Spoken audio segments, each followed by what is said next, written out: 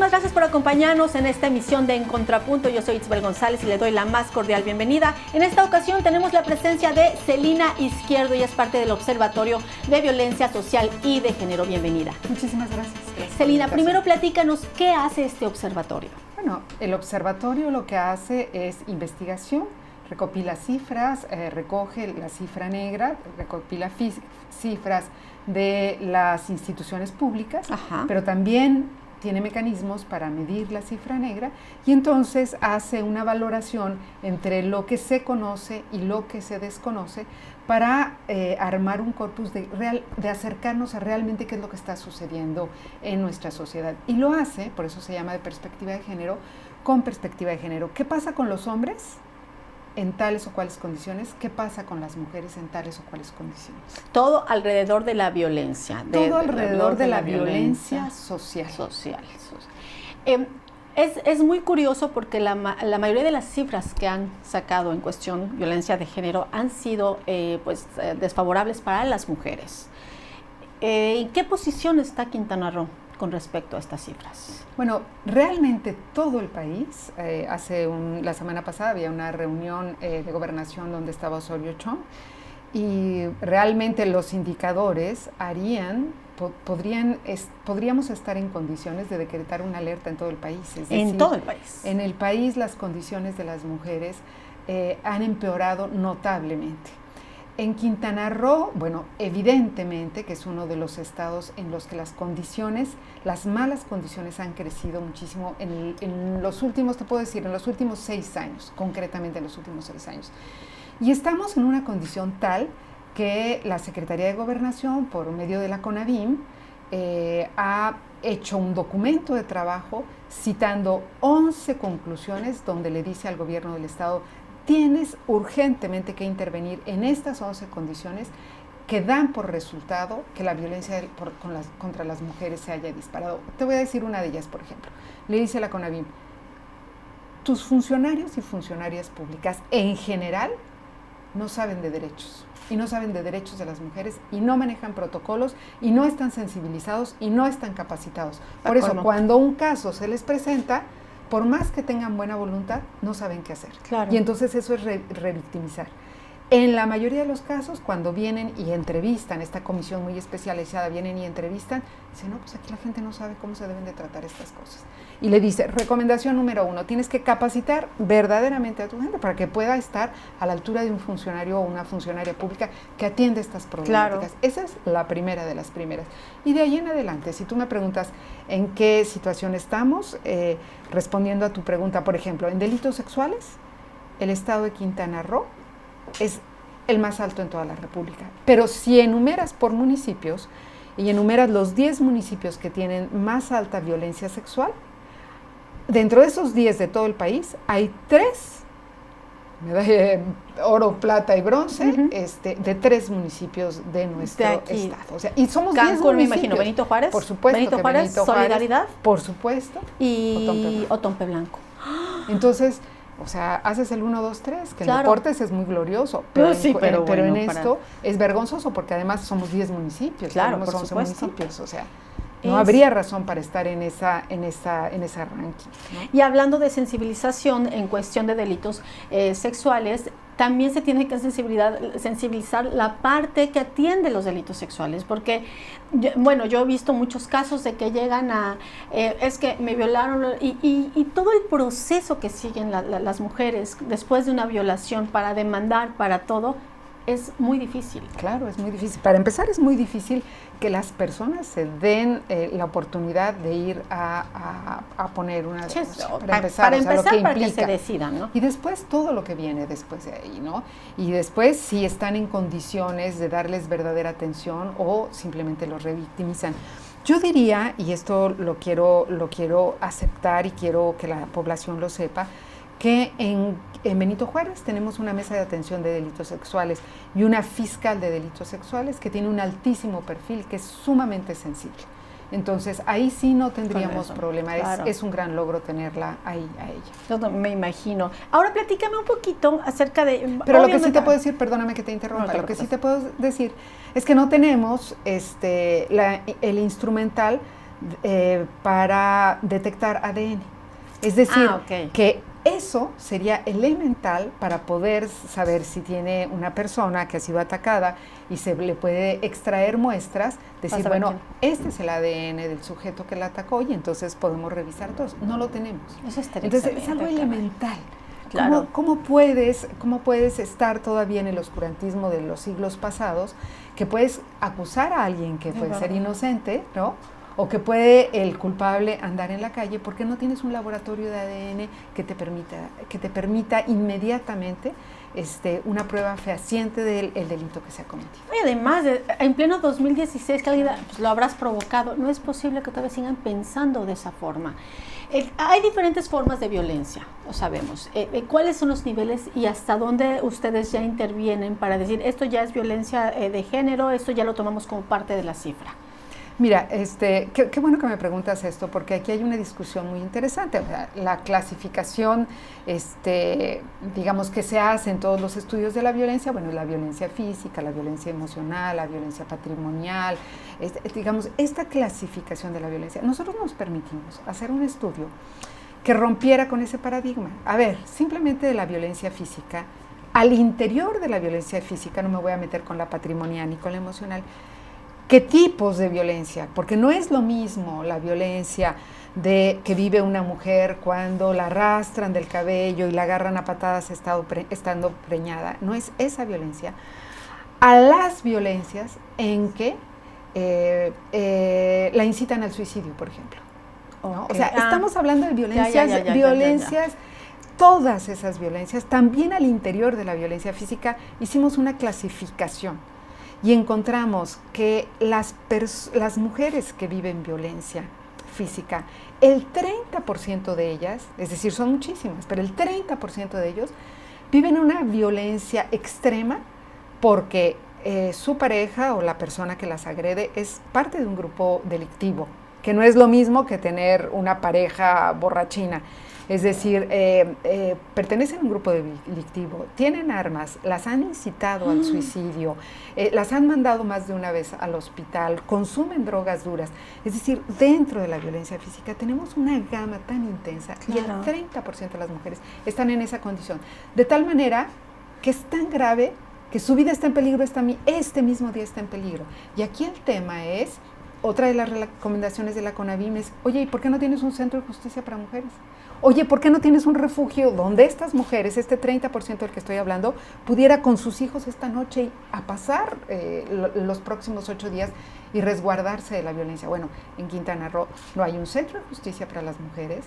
Si una mujer va a la Procuraduría, de ahí la pueden mandar al CEPAF, y del CEPAF la pueden mandar, entonces vete para allá, y entonces vete al Hospital General, y entonces, o sea, y pregúntame quién tiene dinero, paciencia y conocimiento, recursos para hacer todo eso. Las mujeres en general desisten, y luego dicen, ay, es que desistió, es que le gusta, ¿no? Desistió, pues sí. Desistió, pues, dime quién de cualquiera de nosotros no podría desistir. Si cuando tienes que hacer un trámite ante cualquier otra instancia y te piden una cosa y dices, no, ya, voy a desistir, un trámite de cualquier cosa. Más cuando eres víctima y estás en una condición, ¿no?, emocional muy débil. Claro. Entonces, digamos, no tenemos centro de justicia para que ahí estuvieran todos. Y hubo recursos económicos en Quintana Roo para hacer el centro de justicia y no se destinó. Y segunda, no hay un refugio. Entonces, cuando te encuentras un caso de una mujer así, con su familia, entonces tienes que ver si en Chetumal te la admiten, y entonces tienes que ver quién la lleva para allá, y entonces tienes que ver todos los requisitos, cuando tienes que resolver el problema hoy. Claro. Entonces, sí, no lo puedes dejar para después. Hay aparte, digamos, de la parte de sensibilización y de capacitación de funcionarios, que fue la primera recomendación, hay otros temas que son estructurales, es decir, que en Quintana Roo no existen las estructuras, que entonces posibilitan lo que llamamos la violencia feminicida. Es decir, todo está diseñado para que la violencia que empezó en un golpe, que acabó quitándole el dinero, que siguió amenazándola, que después le quitó la casa, acaba con la muerte. O sea, porque no hay autoridad que intervenga y diga, óyeme, hasta aquí. O sea, te mando una orden de resguardo, una orden de protección, y tú no puedes volver a acercarte, ¿no? Te mando una sentencia, oye, yo Estado intervengo y entonces protejo, oye, yo Estado te limito. No hay quien limite, y eso que empezó descomponiéndose puede acabar tranquilamente en un asesinato. tan culpable es quien lo comete como quien lo permite. Claro, y ese que lo permite es el Estado. Y te puedo decir, en otros estados se han construido condiciones distintas para evitar llegar a estos niveles. Nosotros no lo tenemos y entonces CONAVIM viene y le hace estas recomendaciones al Estado y le dice, tienes que cumplir porque si no te voy a decretar una alerta de violencia de género.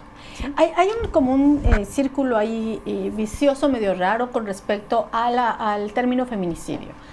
Muchos dicen, no porque amanece muerta, no sabes ni por qué ya es feminicidio. Entonces, hay una confusión. ¿Cuándo se califica como feminicidio?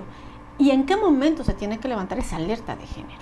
Mira, no se puede calificar como feminicidio, porque hasta hoy no hay protocolo de feminicidio. Está por aprobarse. Para colmo. ¿Ves? O sea, que se parecen 5 mujeres a la semana muertas. Por eso alguien dice, no hay feminicidio. O sea, no hay protocolo, no está calificado. Pero de que hay. Claro, o sea, si una pareja mata a golpes a su mujer. Nuevamente estoy hablando de una violencia estructural, porque no les ha dado la gana. Pero claro, lo de secuestro y todo lo demás, ¿no? Como allá hay cuestiones de orden patrimonial y económico, ahí sí rápidamente responden. Pero cuando se trata de derechos de las mujeres, de las niñas, de las adolescentes, no, pues hasta que nos llamen la atención, y efectivamente ya les llamaron la atención. Está ahorita en discusión estos protocolos, están por aprobarse, claro, como ya los reprobaron, ahora sí dicen, bueno, vamos a hacer la tarea. Pero bueno, volviendo a la pregunta, ¿cuándo es feminicidio? Cuando matan a las mujeres por ser mujeres.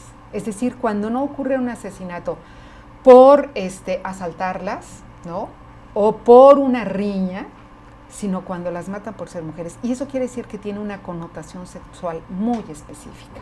Es decir, cuando han sido violadas, cuando han sido exhibidas, aunque haya sido dentro de su casa, cuando por ser mujeres las asesinan. Y hay toda una explicación, o sea, está el Código Penal que dice cuándo es, pero si no hay un protocolo, pues es como un Ferrari afuera de tu casa que no tiene llantas porque no lo usas, ¿no? Esperemos que ahora sí se apruebe el protocolo y que inmediatamente se pongan a juzgar todos estos casos que ha habido, porque mira, desde la muerte de Karen a esta fecha ha habido 26 asesinatos de mujeres, 26. Muchos de ellos pueden calificarse como feminicidios, muchos.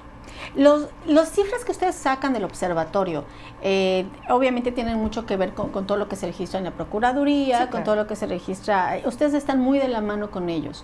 De violencia sexual, por ejemplo, o sea, ustedes nada más tienen los que se registran, los que se reportan, ¿sí no? No, claro, ahí es donde te digo que hay una enorme cifra negra, y entonces levantar datos de cifra negra en delitos como la violencia sexual es dificilísimo, pero bueno, te puedes dar cuenta, ¿no? En los cursos, en los talleres, en los grupos focales que hacemos, cuando dicen, a ver, cuando estamos en suma confianza, cuando hemos hecho ambientes de suma confianza, ¿quién tuvo de niña o quién tuvo de un adolescente un abuso sexual o una violación? Se sorprenderían los hombres de saber cuántas mujeres levantan la mano, cuántas mujeres, que pueden haber sido sus hermanas, sus tías, sus mamás, sus novias, porque los delitos sexuales, ¿no? Son algo que se tapa y que se tapa en la familia.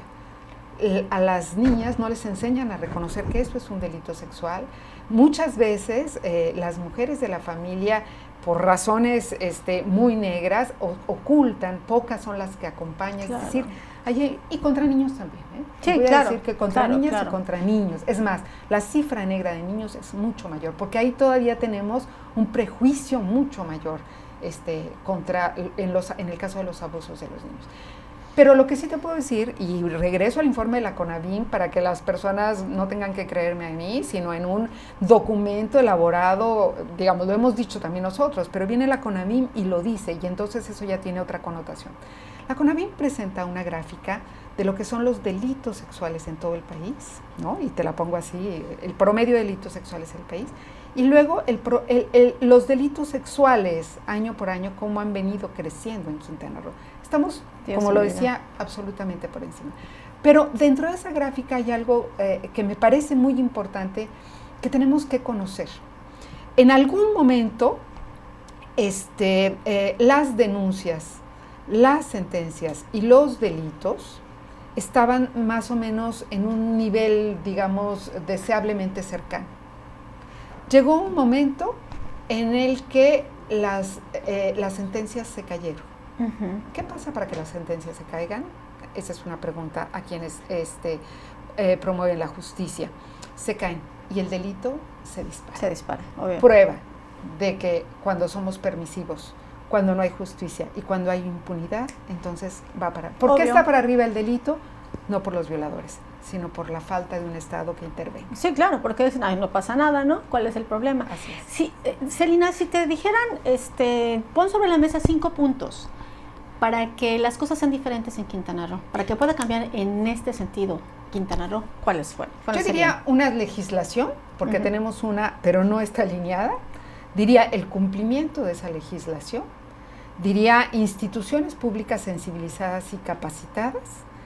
Diría también recursos económicos para poder garantizar los derechos de las personas. Y diría una sociedad civil que esté muy atenta de lo que está sucediendo.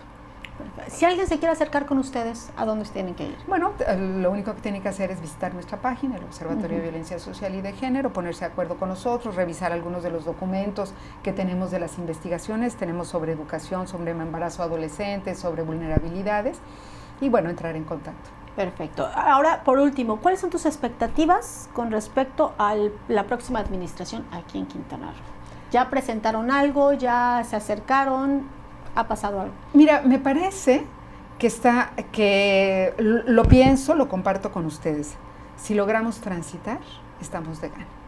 Es decir, si no seguimos cayendo y cayendo como veníamos en los años anteriores, quiere decir que estamos de gana. Me parece que es muy difícil, o sea, siendo realistas, que se pueda hacer algo porque no hay recursos económicos, ¿sí? Porque hay un equipo que está apenas en formación y porque los problemas se han dejado crecer tantísimo que necesitaríamos entrar a un nivel cero para poder despegar. No tengo grandes expectativas, tengo sí muchos deseos, pero me parece que mi exigencia sería procuración de justicia para que no estemos en un estado más peligroso que en el que estamos hombres, mujeres, niñas, claro, albañiles. Todo el mundo estamos en un grado de violación a nuestros derechos que habría que detenerlo inmediatamente. Perfecto. Muchísimas gracias por esta entrevista, Celina. Gracias. Muchísimas gracias. Gracias a ustedes por acompañarnos. Nos vemos en la próxima emisión.